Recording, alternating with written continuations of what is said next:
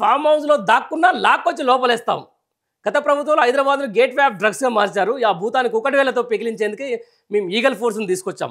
ఎవరి మిత్రులైనా బంధువులైనా వదలం. రాష్ట్రాన్ని గంజాయి డ్రగ్స్ రహితంగా చేస్తాం. అక్కస్తో ఫ్యూచర్ సిటీని అడ్డుకుంటున్నారు. అడ్డుకునేది ఎవరు? కట్టేది మీరే కాబట్టి ఎవరు అడ్డుకునడానికి ఏం లేదు. విద్యనే మనందరి విజయానికి వజ్రాయుధం. ఇంద్రమ్మ ఇల్లు పేదల ఆత్మగౌరవానికి ప్రతీకలు. ఇంతకంటే దారుణం ఇంకొకటి ఉండదు తెలుసా? 75 ఏళ్ల స్వతంత్ర భారతదేశంలో ఇంకా కూడా పేదలు ఇళ్ళ కోసం తంటాలు పడుతుంటే 60 ఏళ్ళు దగ్గర దగ్గర 60 ఏళ్ళు రాష్ట్రాన్ని పరిపాలన చేసిన కాంగ్రెస్ పార్టీకి సిగ్గుండక్కర్లేదా? ఇంకా కూడా ప్రజలు ఇందిరమ్మ ఇల్లు ఆత్మగౌరవానికి ప్రతీకనా? గ్రామ సభలు పెట్టి గ్రామ సభల్లో నీకు ఇల్లు లేదురా బాబు అని చెప్పేసి అధికారుల చేత ఊర్లో ఉన్నటువంటి పెద్దల చేత ఆడ చేతులు కట్టుకొని నిలబెట్టించి ఒక అర్జీలు పెట్టించుకొని 4 సార్లు ఎంఆర్ఓ ఆఫీసు చుట్టూ 4 సార్లు ఎమ్మెల్యే దగ్గరికి 4 సార్లు స్థానిక నాయకుల దగ్గరికి పోతే అప్పుడు ఆ ఇందిరమ్మ ఇల్లు వస్తే ఆ ఇందిరమ్మ ఇల్లు వచ్చిన దానికి అంత సప్పో చేసి స్టార్ట్ చేస్తే మళ్ళీ బిల్లుల కోసం మళ్ళీ తర్వాత దానికి ఏమంటుందని పర్మిషన్లు ఇసుకల కోసం ఎన్నిసార్లు పడితే ఇప్పుడు ఆత్మగౌరవం నిలబడదా తెలంగాణ ప్రజలకు? ఇంకా ఇందిరమ్మ ఇల్లు వస్తే ఆత్మగౌరవం ఉందా?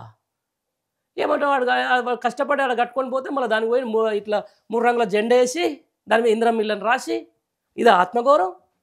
ఇట్లా ఉంటుంది ఆత్మగౌరవం అంటే. ఆత్మగౌరవం అంటే ఏంది? కట్టించి పక్కా ఇల్లు కట్టించి ఆడ ఇచ్చేయి. దానికి ఇందిరమ్మ పేరేంది?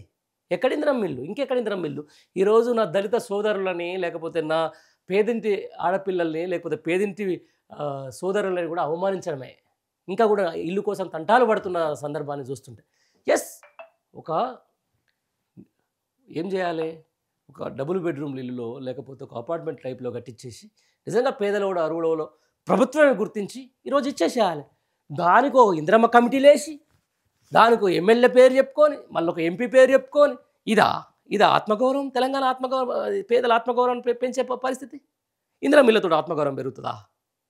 ఇందిరమ్మ ఇల్లు ఆత్మగౌరవం కదా? అరే బాబు నువ్వు పేదోనివి, నువ్వు ఏం లేనోనివి, కనీసం గూడు గుడ్డ నివాసం ఉండే నీకు స్థలం లేనోనివి అని చెప్పేసి మళ్ళొక్కసారి వాడిని ఎత్తి చూపే ప్రయత్నం.